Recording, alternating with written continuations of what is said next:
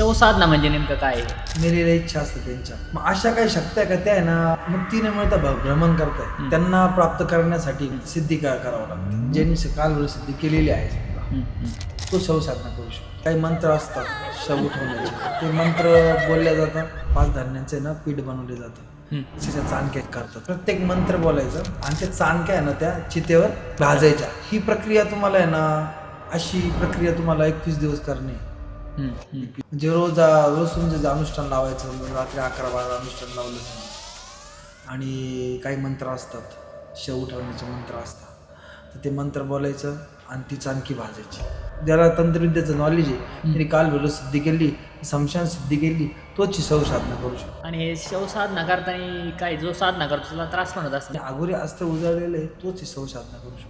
ते कोणी पण शव साधना करायला बसला तर दुसऱ्या दिवशी मृत्युमुखी पडेल. ही साधना तुम्ही केलेली आहे का? जसं चिता रचलेली ना, तशी एक दुसरी चिता रचायची आपण ते लाकडांची. होता 5-6 दिवस होता, तुम्हाला त्याचे ना भासायला लागतं. कोणी रडतचे, कोणी मला दे मला दे मला दे मागतंय. रोज पोळी ज्वारी पुरायचे, रोज त्या चाणक्या पुरायच्या, त्याला पाणी घालायचं. त्या चाणक्या खाण्यासाठी सगळे तुमच्यावर तुटून पडतात. तिरडीवर बसत, तिरडीवर खाईल तो आपला वचनात बांधला. वाऱ्या बावदानं व्हायला लागतं, अलग अलग आवाज येतात, विचित्र भूताप्रेताचे आपल्याला दिसायला लागतं. आपल्या घाबरण्याचा प्रयत्न करता, आपल्या उठवण्याचा प्रयत्न करता, आपल्याला लालच देता, आपल्या पुढं करता, काही आपल्या माफी मागायला लागतं, काही रडगाग करता, मला दे मला दे मला दे. पण या प्रत्येकाला देऊ नाही शकत. वचन घ्यावं लागतं. मी माझ्या शिवात असू या कोणत्या शिवामध्ये असू, तिथे येऊन तुला माझं काम करावं लागलं. तर माझा पहिलाच प्रश्न असा असेल तर शवसाधना म्हणजे नेमकं काय आहे? शव साधना म्हणजे स्मशानमध्ये ना जे पण देहाला मुक्ती मिळाली नाही, जे पण शक्त्या फिरताय नाही का, भूत प्रेत आत्मा ज्या फिरताय, ज्यांना मुक्ती मिळाली नाही, ते शव आहे ना स्वतःच्या खूप काही इच्छा, मेलेल्या इच्छा असतात त्यांच्या, ज्या इच्छा पूर्ण झालेल्या नसतात. ते म्हणतात ना, एखाद्या भूत लागलं, प्रेत आत्मा, त्याला त्रास, एखाद्याला हा त्रास आहे त्याला तो त्रास आहे. मग अशा काही शक्त्या का त्या आहे ना मुक्ती न मिळता भ्रमण करताय. मग त्यांच्यावर कमांड मिळणार शव साधना एक प्रकार आहे. त्यांना प्राप्त करण्यासाठी ना एक सिद्धी करावं लागते. शव उठवल्या जातात. ही साधना कशी केली जाते म्हणजे याचं काय आहे? ही साधना कालभैरव सिद्धी, ज्यांनी कालभैरव सिद्धी केलेली आहे समजा, तो शव साधना करू शकतो. म्हणजे याची काही प्रोसेस सांगू शकतो का आपण? काय प्रोसेस म्हणजे अशी का, आपले जी जळती चिता असते, तर जळते चितेवर आहे ना अनुष्ठान केलं जातं. म्हणजे आपण जसं अनुष्ठान करतो ना, तसं स्मशानमध्ये अनुष्ठान केलं जातं. तर अनुष्ठान करताना आपण काही मंत्र असतात शव उठवण्याचे, ते मंत्र बोलल्या जातात आणि 5 धान्य असतं ना, 5 धान्यांचे ना पीठ बनवले जातं. त्याच्या चाणक्या करतात चाणक्या. ते प्रत्येक मंत्र बोलायचं आणि त्या चाणक्या आहे ना त्या चितेवर भाजायच्या. ही प्रक्रिया तुम्हाला आहे ना, अशी प्रक्रिया तुम्हाला 21 दिवस करणे. 21 दिवस म्हणजे रोज तुमचं अनुष्ठान लावायचं. समजा रात्री 11-12 अनुष्ठान लावलं समजा, आणि काही मंत्र असतात, शव उठवण्याचे मंत्र असतात, तर ते मंत्र बोलायचं आणि ती चाणकी भाजायची आणि ती बाजूला टाकायची. चाणकी भाजायची, बाजूला टाकायची. मग त्याच्यात पण नाही का उडीद ज्वारीचे ना, उडीद आणि ज्वारी, त्याच्यात पण त्या शव साधनेत नाही का आचरणात आणल्या जातात. म्हणजे काही एकदा जर चाणकी भाजली, एकदा आपल्याला उडीद ज्वारी भाजायची आहे, असं करता करता करता करता करता तिथे ना ते जे आपण तिचे मंत्र बोलतो ना, शव साधनेचे जे मंत्र बोलतो ना, ते मंत्र बोलता बोलता तिथल्या ज्या पण शक्त्या, अदृश्य शक्त्या ज्या आहे, जो तांत्रिक, ही साधना तंत्रविद्या, ज्याला तंत्रविद्येचं नॉलेज आहे त्यांनी कालभैरव सिद्धी केली, शमशान सिद्धी केली, तोच शव साधना करू शकतो. आणि त्याच्या पिठाच्या ज्या चाणक्या आहे ना, त्या भाजल्या का म्हणजे काळ असा येतो का खूप शक्त्या उठल्या जाते. त्यांना खाण्यासाठी नाही का ते चाणक्या खायच्या आहे त्यांना. मग आपल्यावर आहे, गुरुवर आहे, आपल्यावर आहे का त्याला कोणत्या शक्तीला तुमच्याकडं बोलवायचंय. ती शव साधण्याबद्दल खूप काही बोलण्यासारखं, पण मग सत्यता एक आहे, शव साधना करण्यासाठी तुम्हाला आहे ना नग्नावस्थेत बसावं लागणार. दुसरी गोष्ट अशी, स्मशानातच बसावं लागणार. त्या स्मशानामध्ये जळत्या चिता येणाऱ्या हव्या, जसं काशीमध्ये आहे मणिकर्णिका घाट, अशा घाटावर त्या होऊ शकतात. जी स्मशान जास्त जळती हम्म. त्या स्मशानवर शवसाधना होऊ शकते. आणि हे शवसाधना करताना काय जो साधना करतो त्याला त्रास पण होत असेल ना, हा त्रास शक्ती होतो ना. या ज्या शक्ती आहे ना, हा हे काय करता, प्रत्येकाला हवंय ना ते अन्न ना, हा हा ते काय करता, तुमच्यावर अटॅक करायला प्रयत्न करता, तुमचे कानवड, तुमचे हे वड. पण हालाकी ना, आपण जो तांत्रिक जो असतो तो आपले रिंगण मारलेला असतं. हम्म, हम्म, आणि ज्यांनी आगोरी अस्त्र उजाळलेलं आहे, हम्म. अस्त्रामध्ये आगोरी अस्त्र आहे, ज्याने आगोरी अस्त्र उजाळलेलं आहे तोच ही शवसाधना करू शकतो. ज्याने काल भैरव सिद्धी केलेली तोच शवसाधना करू शकतो. आला व्यक्ती कोणी पण शवसाधना करायला बसला तो दुसऱ्या दिवशी त्याचा मृत्युमुखी पडेल. त्याने समजा ना 108 जरी नका चाणक्या भाजल्या हम्म, हम्म, आणि त्याला तंत्रचं नॉलेज नाही, हम्म. त्याचा जीवाशी तो खेळणार 100%. ही साधना तुम्ही केलेली का? तुम्ही काय अनुभव तुमचे काय? मी ही साधना केलेली आहे खूप हा. दिवसापूर्वी हा. केली, आता नाही केलेली, खूप दिवस झाले. म्हणजे मला तरी पण मिनिमम 8-9 वर्ष झाले असेल ही साधना केली मी. काल सिद्धी केल्यानंतर मी शवसाधना केली होती. शवसाधनेसाठी आणि त्याची चाणक्या भाजल्या समजा. हम्म, हम्म. चाणक्या भाजल्यानंतर तुम्हाला त्या चाणक्या ना का अशा जी तिथं रख्खा आपण जी भस्म बनवतो ना, हम्म, हम्म. चिताचं भस्म, तर ते जसं चिता रचलेली ना हम्म. तशी एक दुसरी चिता रचायची आपण ती लाकडांची. आणि हा. ते जे बांबू असताना जेव्हा एखादा प्रेताला आपण बांबूवर हा, तिरडी, तिरडीवरती. हा, त्या तिरडी राहते ना, ती तिरडीचे जिथे जे बांबू असताना हा. ती सुतळी असती, हा, ती हा. सुतळी ते बांबू आपण आहे ना जमा करायचे. म्हणजे ही पूर्ण प्रोसेस कशी असते नाही का, ही पूर्णपणे सिस्टमिक काय करावं लागतं. पण त्या स्मशानमध्ये जाऊन बघायचे ते बांबू मिळतात का आपल्याला, जे चित्ता ज्याच्यावर आलेली आहे ते बांबू तिथं आहे का, तिथं ते सुतळे आहे का, त्या सुतळी ते बांबू आपण जाऊन जमा करणे. मग तुम्हाला आहे ना रोज ते पीठ तयार करणे, रोज बसणे. मग तुम्ही काय करता, ती जी चित्ता आहे ना ती जे ते लाकडं, ती सुतळी, तिची चित्तेसारखं जमा करून ठेवायचं बरोबर. हम्म. आणि त्याच्यावर तुम्ही ना का सफेद जिथं प्रेतावर जो कपडा आणलेला हा, असतो white बा, कपडा, तो हा. कपडा पण आपण तिथून जमा करू. हे सगळं अवेलेबल करणे पहिले आपल्याला. हा, तिथं ती आपण एक दुसरी चित्ता तयार करून ठेवायची.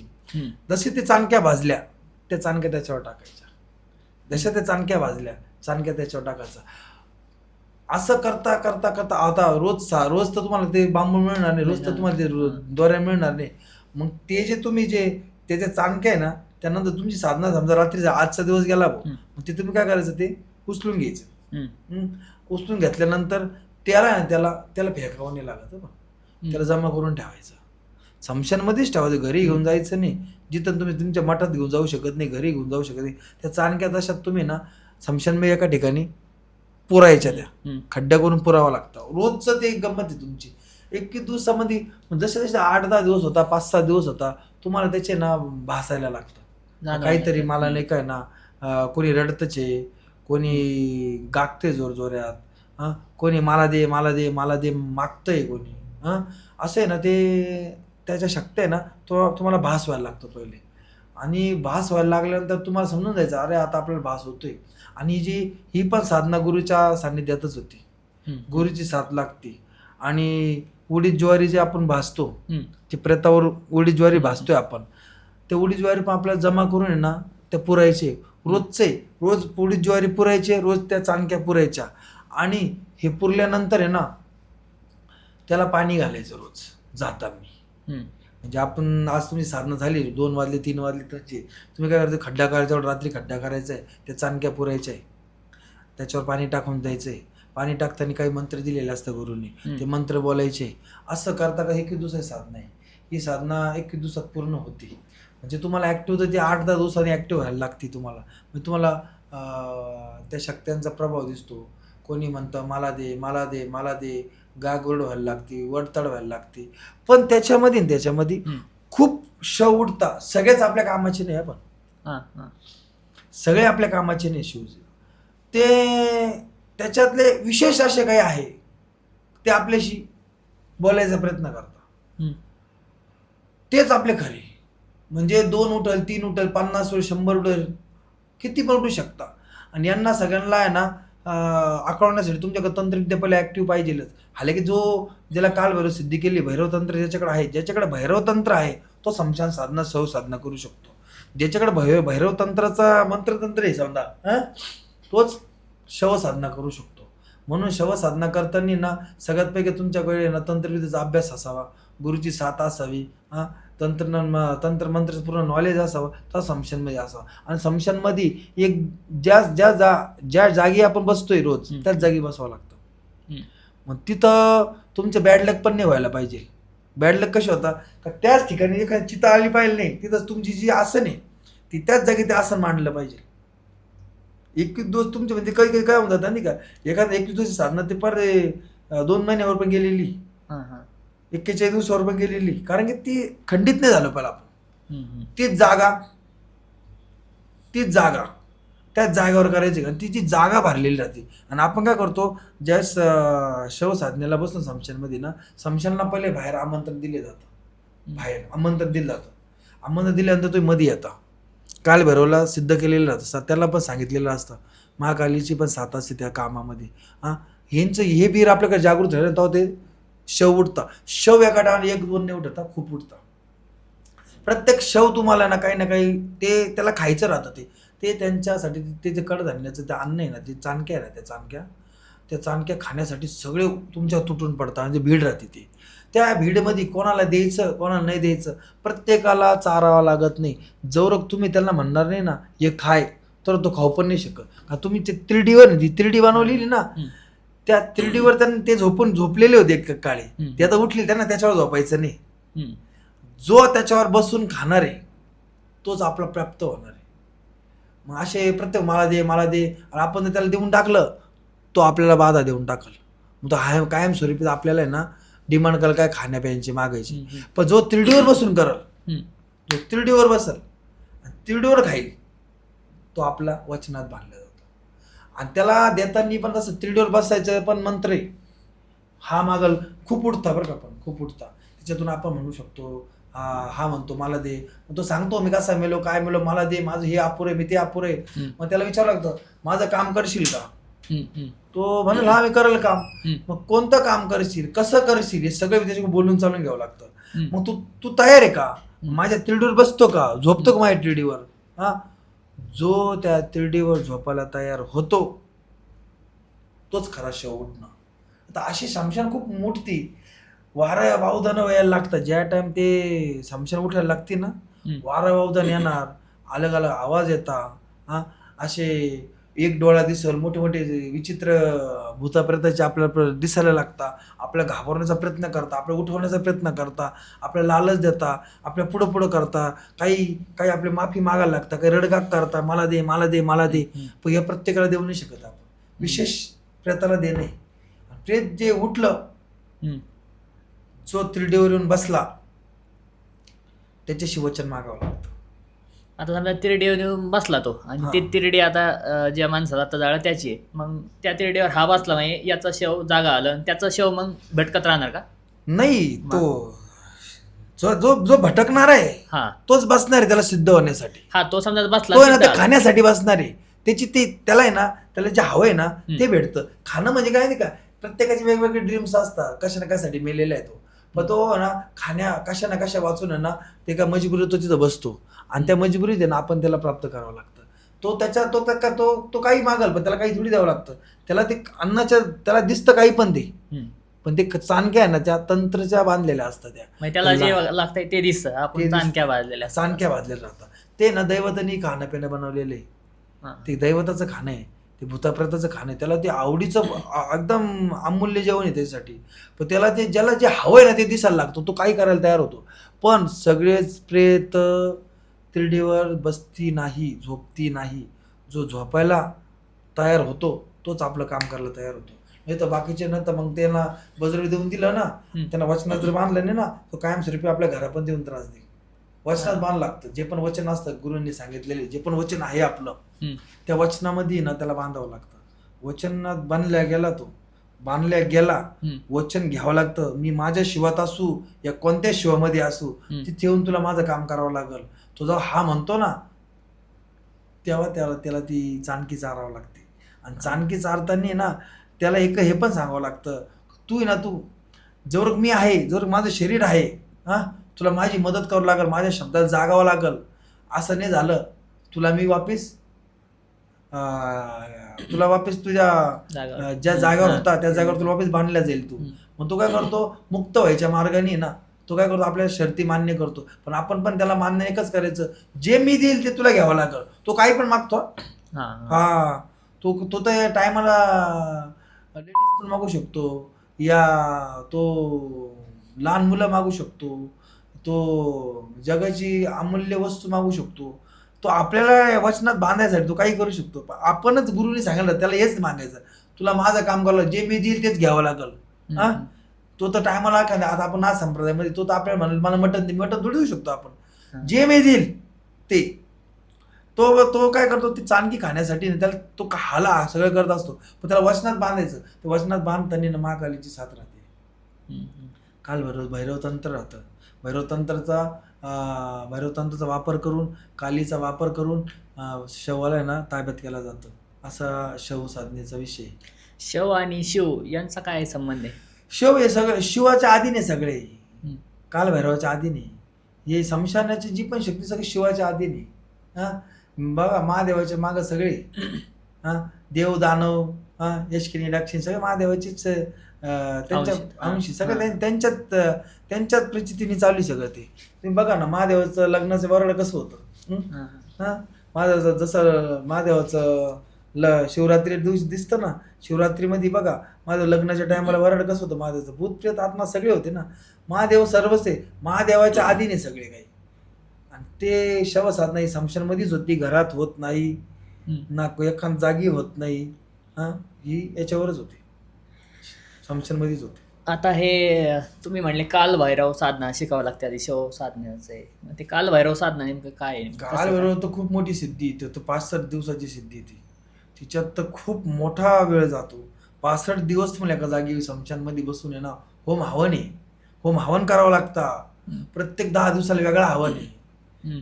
काल भैरव सिद्ध करताना तामसिक भोग लागतात त्याला मटणाचे, कच्च्या मटणाचे भोग आहे, दारूचा भोग आहे, उडीदचा भोग आहे, ज्वारीचा भोग आहे, मुरमुरेचा भोग आहे. तो पूर्ण झाल्यानंतरच काल भैरव सिद्ध होतो. ती खूप मोठी प्रोसेस आहे. तिथं साधना पण 65 दिवसाची. पण त्याला असं सांसारिक माणूस करू शकतो का काय? हे सगळ्यात साधू महत्वाचं काल भैरव सिद्ध करताना तुम्हाला तुमचं परप्रांचिक नसावं तुम्ही. कारण की तुम्ही घरापर्यंत पोहोचू शकत नाही तोवर. आता मी ज्या साधना केल्या मी सगळं माझ्या आहे ना पूर्ण, मी ज्या टाइम मी परप्रांचिक ज्या मी तंत्रविद्या नागा साधून लोकांमध्ये माझ्या गुरुच्या सान्निध्यात होतो तेच मी सगळं केलेले. माझं कसं होऊन गेलं, मी नाथ भक्तीवर जास्त जोर होता, नाथांची साथ होती म्हणून माझं सगळं पचलं गेलं. नाथ सेवेमुळे माझं सगळं पचलं गेलं.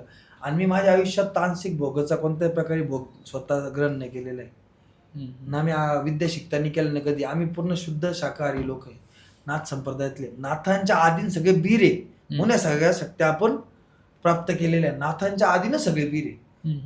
नाथांच्या बीज मंत्र मी वापरूनच हे सिद्ध केलेले सगळं. आणि माझा गुरु नाथ संप्रदायाचा नाथपंथीच होता. त्याच्याकडे ह्या विद्या सगळ्या विद्यांचा तो पारंगत होता म्हणून त्यांनी मला विद्या शिकवल्या आणि त्यांच्या सान्निध्यातच विद्या झालेल्या आहे माझ्या. अरे शव साधना ही कितपत योग्य आहे आणि हे कोणी केलं पाहिजे? माहिती शव साधना ही कोणी पण नाही केली पाहिजे. ही मी तर म्हणतो याच्यात येडं होऊ शकतो, मरू शकतो. मृत्यूला आमंत्रण आहे. काल भैरव सिद्धी पण मृत्यूला आमंत्रण आहे. शव साधना मृत्यूला आमंत्रण आहे. ज्याच्यामध्ये ना तंत्रविद्येची शाबरी विद्येचं ज्ञान आहे, ज्याला नाथ संप्रदायामध्येच बीज मंत्राचं ज्ञान आहे, ज्याला नाथपंथी गुरु प्रबळ आहे, जो तंत्रविद्या शिकलेला आहे, ज्याला अघोरी अस्त्राचे बीर जागृत केले, त्यांनी कालिका बीर जागृत केलेले, त्यांनी शव साधना आणि भैरव तंत्र शिकावा. त्यांनी कोणी पण भैरव तंत्र आणि शव साधना करू शकत नाही. जो पण करल तर मी तर या पॉडकास्टच्या माध्यमातून सांगतो, या गोष्टीच्या नादी लागू नका. याच्या गुरु खूप बलवान लागतो. जिसका गुरु बलवान त्रवियांत गुरु पत्तात्रकड भंगात्रिचलात्रिया नवनाथ सिद्धी त्रिहिलाद गुरु दहाकड भक्ता अघोरी विद्या सिद्धीकडे आदेश कडू दत्तात्रय. ज्याच्याकडं गुरु भक्ती आहे, ज्याच्याकडं तंत्रविद्या आहे, त्यांनी शमशानी साधना करावी, नाही तर करू नये. या तंत्रविद्या हे कुठून शिकलं जातं काय? आता तुम्ही आता शिकलेले आहेत, मग तंत्रविद्या शिकण्यासाठी तुम्हाला घरदार परपंचात सगळ्यात पहिले पाहिजेलच नाही. तुम्ही कोरा मनुष्य शिकू शकतो. त्याला ब्रह्मचारी, प्रत्येक विद्येत ब्रह्मचारी आहे बरं का. हा. तुम्ही असं समजू नका एखादं लग्न झालेले आणि आता माझं लग्न झाले आणि मी आता सवय साधना कर, जर मला एखादी सिद्धी करायची, मला तंत्रविद्या येते, तर मला ब्रह्मचार्यच पाळावं लागणार. तुम्ही मुंजा सिद्धी करायची, ब्रह्मचार्यच पाळावं लागणार. वेताळ सिद्ध करायचं, ब्रह्मचार्यच पाळावं लागणार. तुम्हाला काली सिद्धी करायची, ब्रह्मचार्यच पाळावं लागणार. तुम्हाला भैरवतंत्र शिकायचं, ब्रह्मचार्यच पाळावं लागणार. तुम्ही प्रत्येक विद्येमागं ब्रह्मचारी. जर तुम्ही ब्रह्मचार्य पाळणार नाही, तुमच्या रिलेटेड लोकांना त्रास होणार. खूप काही अघोरी विद्याला हे बघा, कोणी ना अघोरी विद्याला नाव वाईट समजतं, वाईट नाही ते. महादेवाची वास येते समशानमध्ये, ती वाईटनेस नाही. तुमची मानसिकता वाईट आहे म्हणून तुम्हाला वाईट दिसतं. आता मी काही रात्र समशानमध्ये काढून झोपलेलो आहे, मला कधी डर नाही वाटला. हा, मला नवीन मला माझं मी मनुष्य, मला भेव वाटली, पण गुरुच्या सान्निध्यात राहिलो, हळूहळू मला सवय झाली. आज मणिकर्णी घाटावर जा, रोजचे चिता जळता, तिथं थंडी एवढी असते, बस चितेवर माणूस शेकत बसतं माणूस. एकदा डर गेला ना, संपला विषय. भैरवतंत्र शिकताना पण तुम्हाला आहे ना विद्या हवी, शवसाधना शिकताना विद्या हवी. हालाकी भैरवतंत्र नाही आलं तर शवसाधना करू नाही शकत. ज्याला कालीचं बीर जागृत तो शवसाधना करू शकत नाही. ज्याला कालीचं बीर जागृत तो काल भैरव सिद्धी करू शकत नाही. ज्याला नाथ संप्रदायाचे बीज मंत्र येत नाही, ज्या नाथ संप्रदायाची दीक्षा नाही, तो शवसाधना करू शकत नाही. अघोर विद्या शिकण्यासाठी पण तुम्हाला तंत्रविद्या हवी. बिना तंत्रविद्या तुम्ही शिकू पण नाही शकत.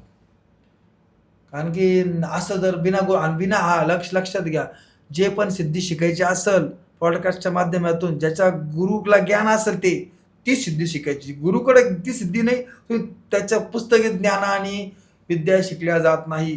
पुस्तकात ज्ञानाने हत्या होती, येडं होतं, स्वतः आत्महत्या करतो, जीव देता. ह्या विद्येचे बॅड यूज हे बरं का.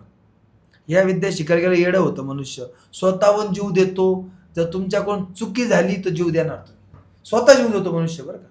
म्हणजे हे जे आहे ना, ज्याच्याकडं गुरुची सान्निध्य नसेल, ज्याला गुरु परिपक्व नसेल, त्यांनी साधना करू नये. नाही, आजकाल लोक पुस्तकं युट्यूबवर बघतात आणि ते करतात. युट्यूब या सगळ्या गोष्टी ना, या फक्त तुम्ही ना बघू शकता, साधनाने शिकू शकत. आता मी साधना शिकायचे मंत्र थोडी सांगितलेले तुम्हाला. हा, ते आहे का? मंत्र सगळं काही आहे. मंत्र उच्चारणाची पद्धत असती. डोळे बंद करून उच्चारणारे मंत्र वेगळे, डोळे खोलून मंत्र वेगळे, तोंड हलवणारे मंत्र वेगळे, मनात बोलणारे मंत्र वेगळे. सिद्धी प्रत्येक वेगळी सिद्धी आहे. आणि जे पण विद्या शिकतोय, अजून कोण सांगतोय, विद्या शिकताना शवसाधना, शमशान साधना, तुम्ही काल भैरव साधना, काली साधना, हे सगळे बीर जागृत करताना तुमची नजरेचा मंत्र हवे, नजर खुल्ली हवी, नजर दृष्टी हवी. ज्याला भारी दुनिया दिसती, त्या ज्यांनी हनुमंताची विपासना नाही केलेली, तो पण कोणत्या सिद्धीने शिकू शकत. तुम्हाला जर बाहेर दुनिया दिसत नाही, तुमच्याकडे भूतप्रेत आलं कसं, तुम्हाला दिसलं तर पाहिजे. म्हणजे प्रत्येक सिस्टम आहे. तुम्हाला जर आहे ना सिद्धी शिकायची, तर तुम्हाला प्रत्येक पहिले नजरचे मंत्र दिले, गुरुमंत्र दिला जातो, बीज मंत्र दिले जातो. हनुमंताचे नजर खोलण्याचे मंत्र दिले जातात. हे सगळ्या सिद्ध्या शिकता एक हळूहळू सगळं शिकतं. तुम्ही डायरेक्ट सिद्धीने कोणती शिकू शकत बरं का. डायरेक्ट म्हणजे सिद्धीने होऊ शकत, डायरेक्ट कालिकाची सिद्धीने होऊ शकत, डायरेक्ट तुम्ही शवसाधना नाही करू शकत, डायरेक्ट भैरव साधना नाही करू शकत. कोणती पण साधना शिकायला सिस्टमॅटिक आहे, एकामागं एक आहे. सत्य. जर डायरेक्ट शिक्षण तर तुम्हाला त्याचं परिणाम म्हणजे जीवानिशी जाशाल, मग तुम्हाला कोणीच नाही वाचू शकत. सिस्टमॅटिक एच्या माग बी आहे, बी नंतर सी आहे. तसं आहे. सी जर पुढे आला तर ए बी वाला तुम्हाला काम दाखवून देईल. म्हणून शिकताना ना, म्हणजे ABCD शिकल्याशिवाय इंग्लिश वाचता येणार नाही, अ ब क शिकल्याशिवाय ना वाचता येणार नाही.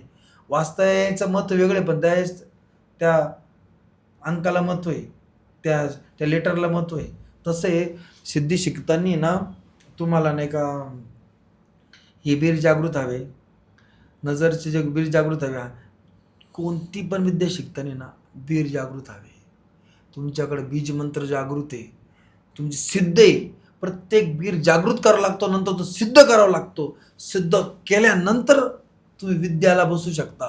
तो एखादा बीर, आता समजा काय बरोबर सिद्ध करायचा मंत्र आहे, समजा हनुमंत सिद्ध करायचा मंत्र आहे, हे सिद्ध, हे मंत्र पहिले मंत्र येतो आपल्याकडं, तो मंत्र लाखो वेळा तुम्हाला जप करावा लागतो.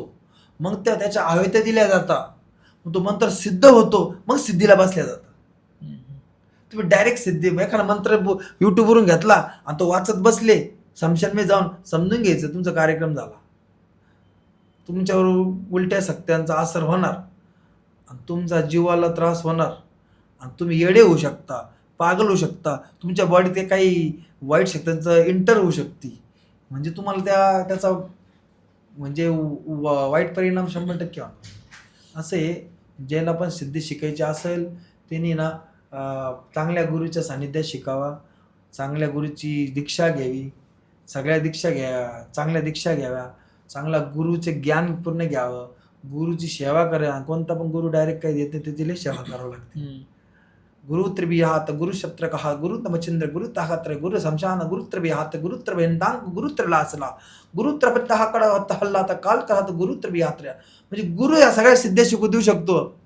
तुमच्या मंत्र किती जरी असले तर गुरु सिद्ध करून देईल. आणि तुम्हाला गुरु मंत्र आकाश येतो, मग गुरु सिद्ध कोणते दुसरे मंत्र पण सिद्ध होत नाही. युट्यूबचा मंत्र सिद्ध करायचा अथवा गुरु मंत्र नाही, तुमचं काही नाही.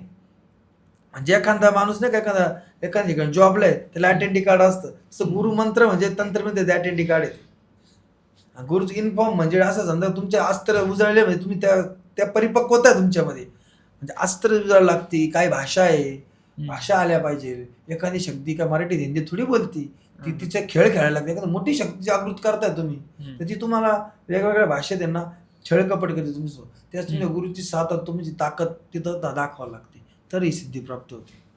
आता तुम्ही बोलता मुंजा सिद्धी, हे मुंजा सिद्धी आणि शिव साधना हे नाही. मुंजा सिद्धीचं कसं आहे, मुंजा सिद्धी तुम्ही पिंपळाच्या झाडाला आमंत्रण तुम्ही घरी करू शकता, तुमच्या एखाद्या आश्रमात करू शकता, एखाद जागी करू शकता.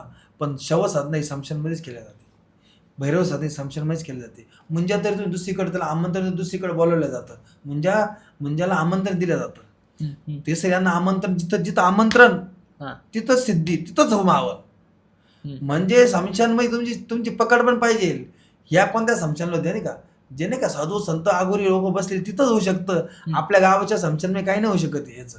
तिथं येणारे 1000 लोक राहणारे, तिथं तुम्ही होम लावून बसायचे. तुम्हाला तिथं पूर्ण म्हणता शव साधना, भैरव तंत्र, काली साधना हे ज्या करण्यासाठी येडं व्हावं लागतं. जगाला त्याग करावं लागतं. लोक काय म्हणाला विचार करावा नाही लागत, तेव्हा ही सिद्धी शिकली जाते. याच्यासाठी ना हाडाचे काढं उपासमान करावं लागतं, उपाशी राहावं लागतं, तेव्हा शिकले जाते. आणि सिद्धी स्मशानातच का करावी लागते? स्मशानातच काल भैरवती सिद्धी स्मशानातच. सगळं भूतप्रेत आत्मा सगळे स्मशानामध्येच आहे ना. महादेवाच्या चरणी सगळे सेवा करताय, त्यांच्या महादेवाचे वास्तव्य मेन स्मशानमध्ये. आणि महादेवाच्या चरणी महादेवाची सेवा करते, त्या सेवा करण्याच्या चरणातून त्यांच्याशी आपल्याला बोलणे, त्यांच्याशी आपल्याला प्राप्त करणे, मग त्या गोष्टी तिथंच राहतात. समजा एखादा प्राप्त केला आपण, त्याकडून काय काय काम करून घेऊ शकतो? त्याच्याकडून भरपूर काही काम आहे असे. चांगलं पण करू. एखाद्याला म्हणा लोहा को काढताय, एखाद्याला भूतप्रेत बाधा आहे, तर त्या शक्तीकडून म्हणायचं बाबा याला तू मुक्त कर, तो करतो मुक्त. शव साधना करताना त्याचा आणखी आपण पुरून ठेवतो, तर मग त्याचा विल्हेवाट कशी लावायची? काय मग काय करावं लागतं, त्या चाणक्याच्या पुरलेल्या आपण समजा बरोबर, त्या जागेतून आपल्याला आहे ना त्या चाणक्या वापस काढणे बाहेर. म्हणजे खराब झालेला असू कशा असू, त्या पुरलेल्या पण त्या सिस्टमनीच पुरलेला असता का ते आपल्याला नंतर लागणार आहे बरोबर. एखाद्या जे घास असते घासात पुरलेल्या जातात, त्या म्हणजे खड्डा तर करावा लागतो. मग ज्यावेळेस आपली सिद्धी प्राप्त व्हायला लागती बरोबर, या सगळ्या चाणक्या काढाव्या लागतात. ते जे सफेद कपडा, ते बांबू, हे सगळं आपल्याला एका नदीला आहे ना कृष्ण अर्पण करावं लागतं. म्हणजे पूर्ण माया आहे ना, जे उठलेले भूत आहे ते खाण्यासाठी त्यांना सगळ्यांना आपल्याला नदीला सोडावं लागतं. आणि जो आपल्याशी वचन दिलेले त्याला तो आपल्याला प्राप्त होऊन जातो. मग त्याला आपण जे काम सांगू, सात्विक कामं चांगले, जे पण काही काम आहे ते पालटे जे काम आहे, पण लक्षात घ्या प्रत्येक सिद्धी प्राप्त करा आणि त्याच्याकडून चांगलं कार्य करून घ्या. वाईट कार्य करशाल तिचा त्रास तुम्हाला पुढं मागं होणार. आज तुम्ही किती मोठे तांत्रिक आहे, उद्या तुम्हाला त्रास होणार. आणि त्या त्रासातून मग तुम्ही जसं त्या शक्तीला उठवलेले ना, उद्या तुम्हाला कोणतरी उठवाल. त्यापेक्षा असं करा, त्या शक्तीपासून इतकं नाही का एवढंच काम करा का तिथे सात्विक असेल, मारण क्रिया करून एखाद्याच्या परपंच एखादा बरबाद करणे हेच जास्त केलं जातं त्या शक्त्यांकडून. कारण की तो ना त्रासलेला असतो, तो भुका पैसा असतो, तो त्यांनी नाही का खूप काही स्वतःचे त्याचे ड्रीम्स कमी, त्याचे ख्वाहिशा अपूर्ण झालेल्या असतात, तो भटकत असतो आणि आपण त्याला वापिस भटकवायचं म्हणजे डबल आपण नाही का डबल पाप घेतो त्याच्याकडून. त्याला त्याचा असा उपभोग घ्या का तो शेवट जाताना त्याला पण अशी मुक्ती देणं आपल्या हातात आहे. त्याला मुक्ती देणं मग आपल्या हातात आहे नंतर. कारण तंत्रविद्येमध्ये काही मंत्रतंत्र असतात, काही साधना असतात, त्या साह्याने त्याला मुक्ती दिल्या जाते. मग आपण पण एवढंच त्याला त्रास द्या का आपण तेवढं भोगू शकतो नंतर. म्हणून आहे ना ह्या कार्यातून आहे ना एखाद्याचा भूतप्रेत बाधा आहे त्याच्यात काढण्यासाठी त्याचा उपयोग केला ना तर ते तुम्हाला ते आयुष्याला जय जाईल. तर त्याच्यात तुम्ही ना का एखाद्याला मारण क्रियाला त्याला पाठवताय, हां त्याला तो पहिले मजबूर असून त्याला आपण दुसऱ्याला त्रास द्यायला पाठवतोय, उद्या तुम्हाला त्रास होणार. कर्म रिटर्न येतं फिरून. आणि किती मोठा तांत्रिक राहू द्या, किती त्याला तंत्रविद्या येऊ द्या, त्यांनी त्याचे दुष्कर्म केले ना तो त्याची मृत्यू शेवट खराब झालेली. तंत्रविद्या नावाखाली खूप काही लोकांच्या बळ्या गेल्या. कोणी पैशासाठी कोणी काय केलं, खूप काही गोष्टी झालेल्या आहे त्या शक्त्या प्राप्त केल्यावर. लोकांनी काय केले, लोकाला मारण्यासाठी मारण क्रियासाठी या शक्त्यांचा उपयोग केला आणि ते लोक शेवट त्यांचं वाईट झालं, खूप वाईट झालं त्यांचं. म्हणून आहे ना ही विद्या शिका. एक तर गुरुचे चांगला गुरु असेल तर करा, नाही तर करू नका. आणि सध्याला असे गुरु लवकर लाभत नाही. आमच्या टायमाला आमचे एक चांगले गुरु होते, त्यांनी त्या सात्विक गोष्टी सांगून आपल्याला प्राप्त करून दिला. आपण पण त्याचा उपयोग चांगलाच केला, वाईट आजपर्यंत केला नाही. म्हणून आज आपण चर्चेमध्ये लोकांच्या कोणी आज बघा कोणीतरी वाईट कमेंट करणारच आहे, बरोबर, पण आपल्या मनात वाईट नाही कोणाविषयी. आपण कोणाचं वाईट केलं नाही छाती टुकून सांगतोय. आणि घाबरत का नाही का शक्ती असून कोणाचं वाईट केलं नाही, खाली मान घालून आपण निघून गेले एखादं काम करून. कोणी आपल्या मागं निंदा केली असेल तरी आपण त्याला काही मी माझ्या आयुष्यात एकाला शिवी देऊन देईल, पण त्याला तंत्रविद्येचा उपयोग त्याच्यावर कधी केला नाही मी. का बरं, मला माहिती आहे का तंत्रविद्येचा उपयोग जो वाईट करू ते आपल्याला वाईट होणार आहे. त्याला बोलून देऊ, झगडे करून घेऊ, वाईट त्या तंत्रविद्येचा उपयोग करशाल तुमचा कार्यक्रम पक्का आहे. मग उद्या आज तो मारणार आहे, 10 वर्ष तुम्ही मरल पण वाईट मारशाल.